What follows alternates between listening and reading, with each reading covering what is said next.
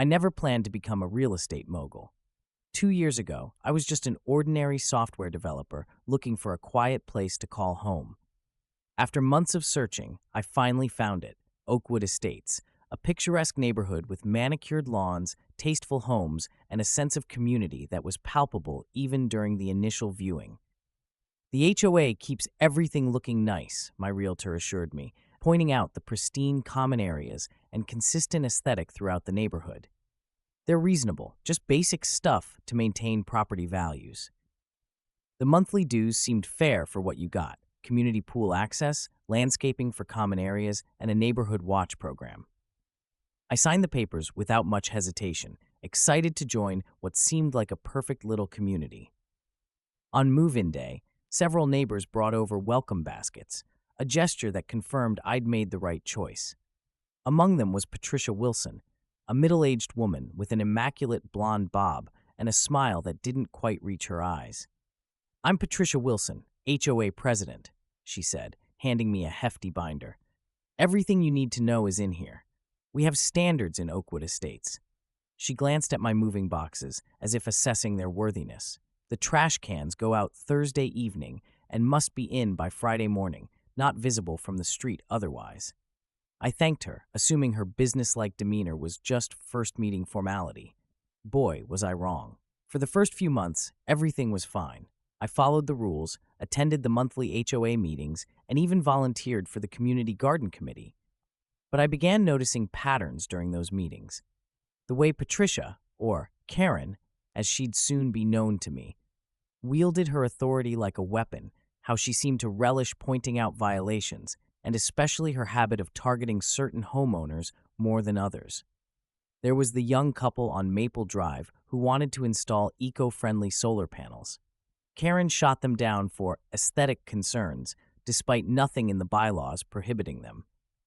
Then came the retired veteran who planted a small vegetable garden in his backyard, only to be cited for unauthorized landscaping changes. Each time, I watched Karen's eyes light up with a strange satisfaction as she enforced these arbitrary rulings.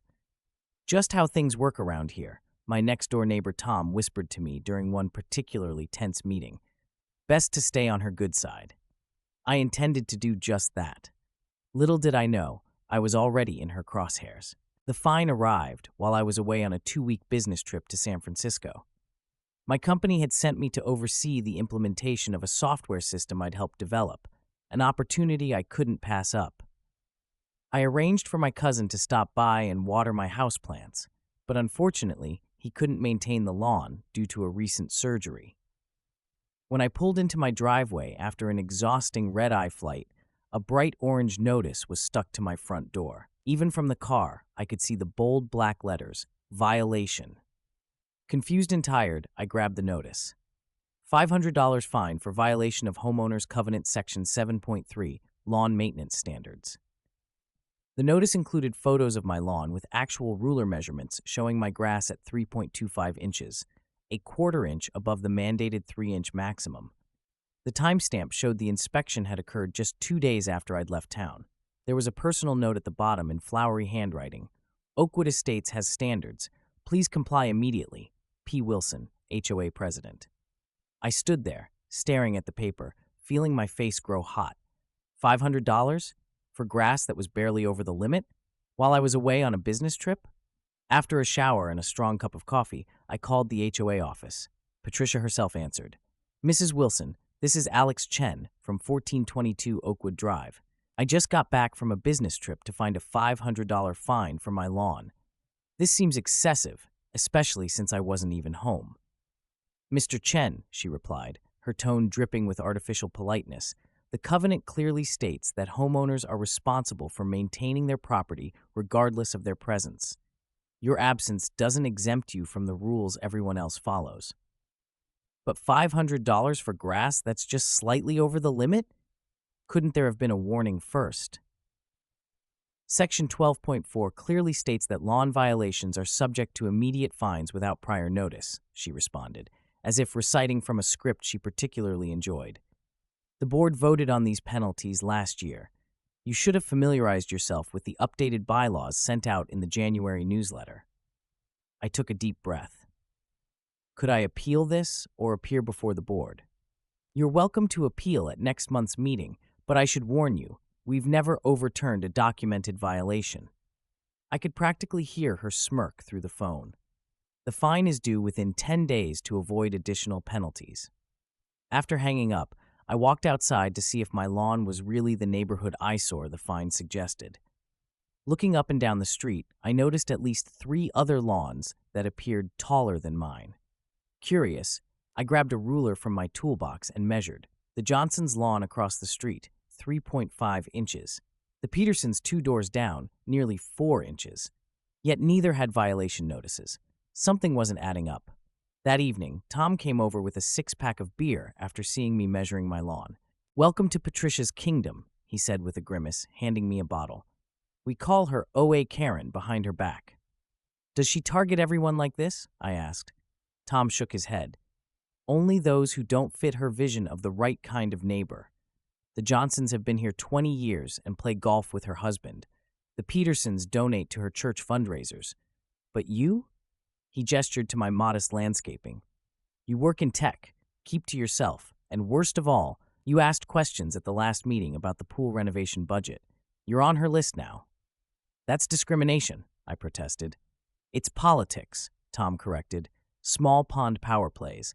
Patricia was a mid-level manager before retirement, never got the corner office. Now Oakwood Estates is her corporate fiefdom." I paid the fine, seething but determined to avoid further conflict. But Karen wasn't done with me yet. Over the next 3 months, the violations kept coming. My garbage can was visible from certain angles, $150 fine. The wreath on my front door was non-conforming to seasonal decoration guidelines, $200 fine. My car had been parked in my driveway for more than 72 consecutive hours without movement while I was sick with the flu, $350 fine. Each time, I documented everything, took photos, and compiled evidence of similar violations throughout the neighborhood that went unnoticed by Karen's selective enforcement. I tried reasoning with other board members, only to discover they were either Karen's close friends or too intimidated to challenge her. The breaking point came during the July heat wave. I'd installed a small window air conditioner in my home office. My house had central air, but the office was in a poorly ventilated corner that stayed sweltering despite the AC running constantly. 2 days later, I received a certified letter stating I had 48 hours to remove the unsightly exterior appliance or face a $1,000 fine and potential lien on my property. That evening, drenched in sweat despite the central air running at full blast, I discovered I wasn't alone in my frustration. Through a neighborhood Facebook group that Karen wasn't part of, she preferred official HOA communications by paper newsletter only, I connected with dozens of homeowners with similar stories. Michael and David, the couple who'd wanted solar panels, had been fined for their garden gnome collection. Elderly Mrs. Kapoor had received violations for hanging traditional Indian wind chimes. The Rodriguez family had been cited for having too many vehicles when their adult children visited for a weekend. We started meeting at the local coffee shop away from Karen's prying eyes, sharing our experiences and researching HOA laws. We discovered that while HOAs had considerable power, what Karen was doing, selective enforcement based on personal preference, was actually legally questionable. Our group decided to challenge her at the next board election. We nominated Michael, who had experience in community organizing, to run against her. We campaigned, made phone calls, and distributed flyers highlighting Karen's abuses of power. Election night arrived. The community center was packed with homeowners. Karen looked concerned for the first time as she saw the unusual turnout. The votes were cast and counted. Michael lost by 3 votes. "Better luck next time," Karen said with a smirk as she accepted her 4th consecutive term as president. "I look forward to continuing to protect our community standards."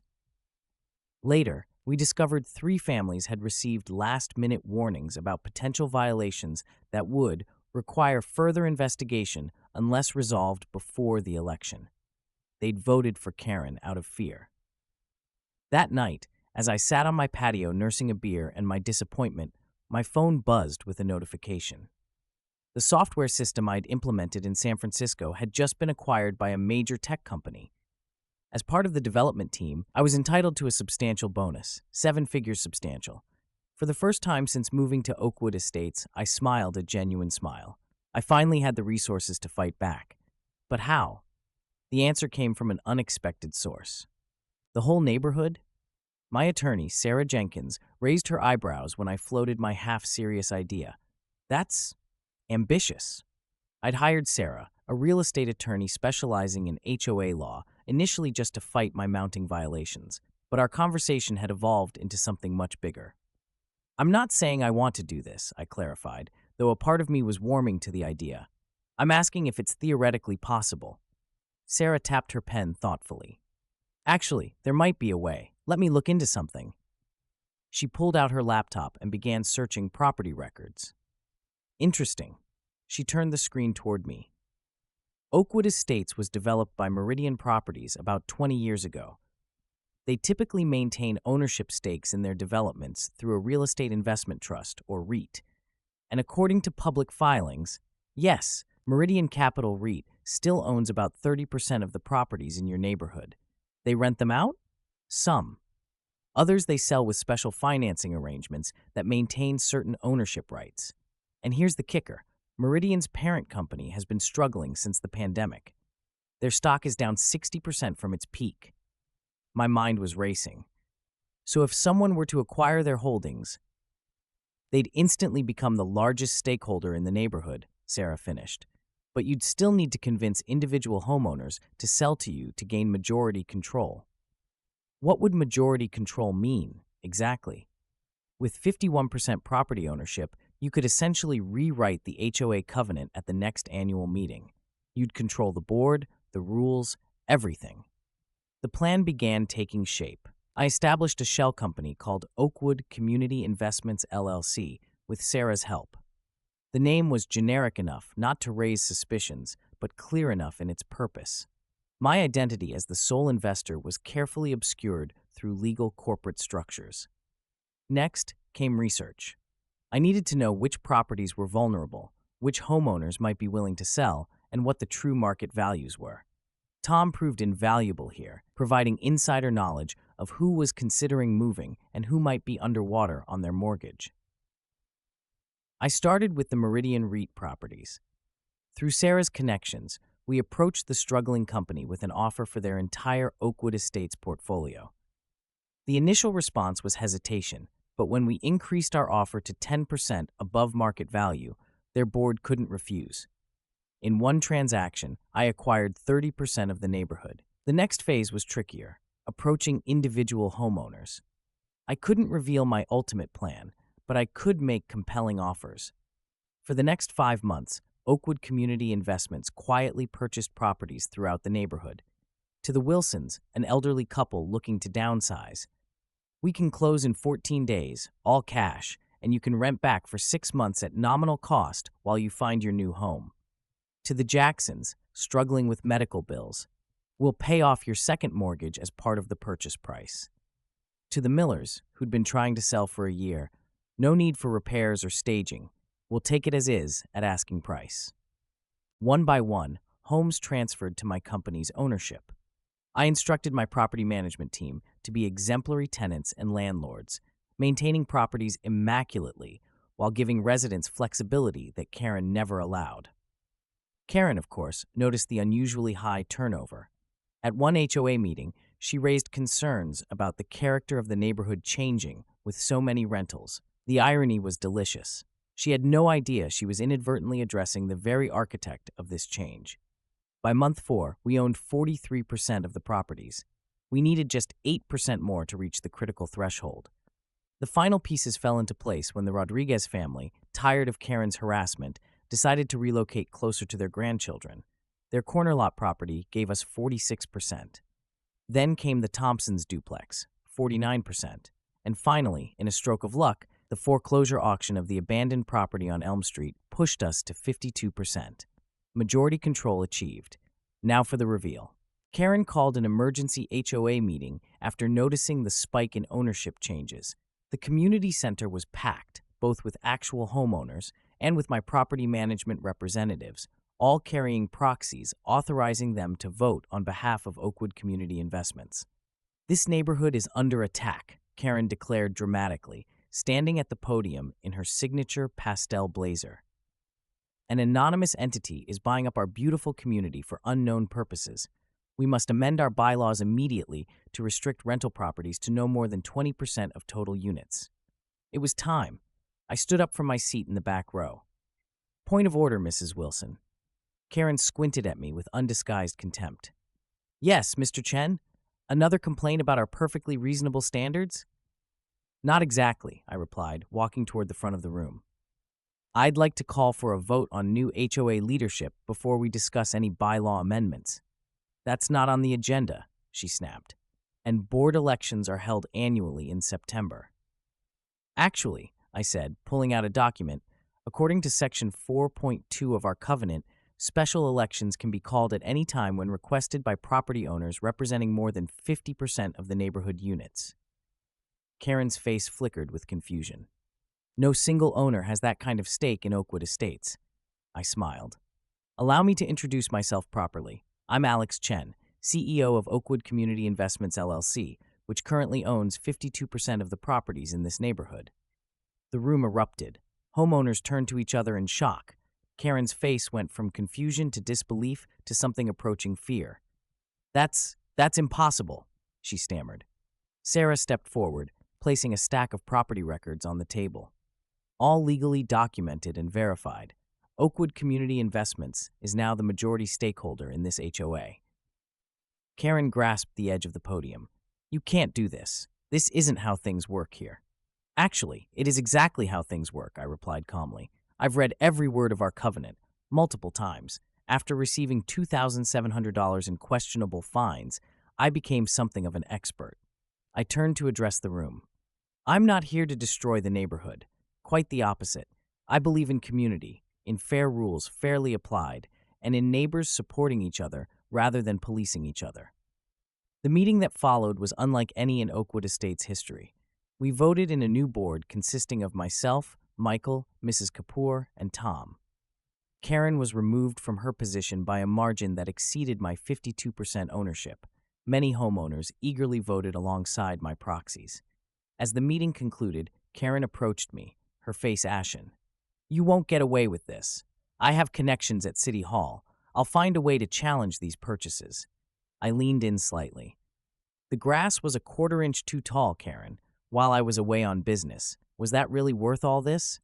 She stormed out without answering, the double doors swinging dramatically behind her. The transformation of Oakwood Estates began immediately.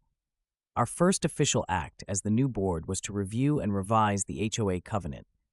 We maintained necessary provisions for community upkeep, but eliminated the excessive, arbitrary rules that Karen had accumulated over her reign.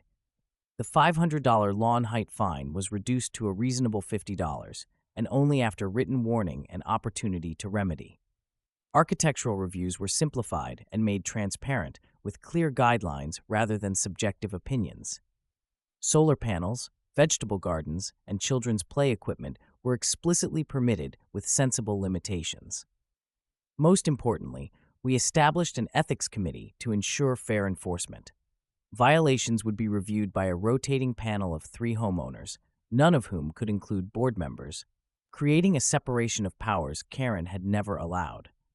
For properties I owned, I implemented flexible rental terms that attracted young families, retirees, and working professionals who brought new energy to the community.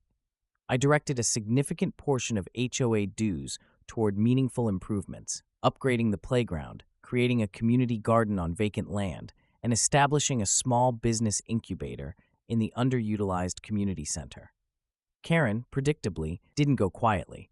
She attempted to rally support through increasingly desperate means, filing complaints with the city, calling impromptu concerned citizens meetings in her living room, even contacting local news with claims of a hostile takeover.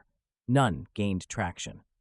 The truth was, most residents were experiencing the positive changes firsthand and had no interest in returning to her regime. The most remarkable transformation wasn't in the physical neighborhood, but in the community itself. Where people once hurried from cars to houses avoiding eye contact, They now lingered in front yards, chatting. The community pool, previously managed with militant rule enforcement, became a genuine gathering place. The summer block party, which had dwindled to a sparsely attended obligation under Karen's micromanagement, exploded into a joyous celebration with record attendance. 6 months after the takeover, Karen put her house on the market. I instructed my company not to make an offer. This needed to be her choice entirely. She sold to a young family and moved to a gated community across town. Rumors suggested she was already campaigning for their HOA board. As for me, I remained in my original house, making the modest improvements I'd always wanted without fear of arbitrary citations. The power I'd accumulated was never the point. It was always about creating the community I'd thought I was joining in the first place. At the 1-year mark, we held a neighborhood-wide meeting to reflect on the changes. After presentations on improved finances and community satisfaction, I stepped up to the microphone. A year ago, I did something extreme, I admitted. I bought a controlling interest in our neighborhood because I felt powerless against unfair treatment. But ownership isn't the same as community. Real community can't be purchased. It has to be built together. I unveiled our next phase, a gradual transition to a more democratic structure. While maintaining quality standards, my company would begin selling properties to individuals who demonstrated commitment to our new community values. I would retain enough ownership to prevent any future power grabs, but would establish a trust to ensure decisions always served the neighborhood's best interests. The lesson I learned wasn't about defeating bullies with bigger weapons, I explained. It was about creating systems where bullies can't thrive in the first place. The applause that followed suggested I wasn't alone in this vision. Today marks 2 years since I received that first orange violation notice. Walking through Oakwood Estates now, you'd hardly recognize it as the tense, rule-obsessed neighborhood it once was. Children's laughter echoes from yards with swing sets that would have been prohibited under Karen's reign. Solar panels glint from several rooftops, powering homes and feeding excess energy back to the grid. The community garden yields fresh produce that residents share freely. Houses display individuality while maintaining harmony, unique without being disruptive. I still own about 40% of the properties, though that number decreases yearly as I sell to homeowners who embrace our community-first approach. The HOA still exists, still collects dues, and still maintains standards, but now serves the residents rather than controlling them. Last month, I received an unexpected email from Karen. She's struggling in her new community, facing the same arbitrary enforcement she once wielded against others. Her message stopped short of an apology, but included a request for advice on challenging unreasonable HOA practices. The irony wasn't lost on either of us. My response was simple: focus on building community rather than enforcing compliance. The rest follows naturally. Whether she'll take this advice remains to be seen, but I like to think even Karen can change given the right environment. As for me, the software that triggered my windfall continues to grow in value. I've channeled much of that success into a foundation helping homeowners stand up to predatory HOA practices nationwide. It turns out my experience wasn't unique. Thousands face similar situations without the resources to fight back. Sometimes I wonder what would have happened if I'd simply paid that first fine without question, kept my head down, and played by Karen's arbitrary rules. I might have saved myself months of stress and considerable investment. My lawn would have remained precisely 3 inches tall, my garbage cans invisible from the street, my front door wreath appropriately seasonal. But I never would have discovered what truly makes a neighborhood worth living in. It's not the uniform lawn heights or the absence of garden gnomes. It's the knowledge that you belong to something larger than yourself, a community where differences are respected, where rules exist to enhance rather than control, and where every member has a voice that matters. Sometimes, it takes losing your power to discover your true strength. And sometimes, just sometimes, it takes buying an entire neighborhood to build a true community. The grass in my front yard currently stands at a rebellious 3.5 inches. Nobody has complained. In fact, I think it looks rather nice this way.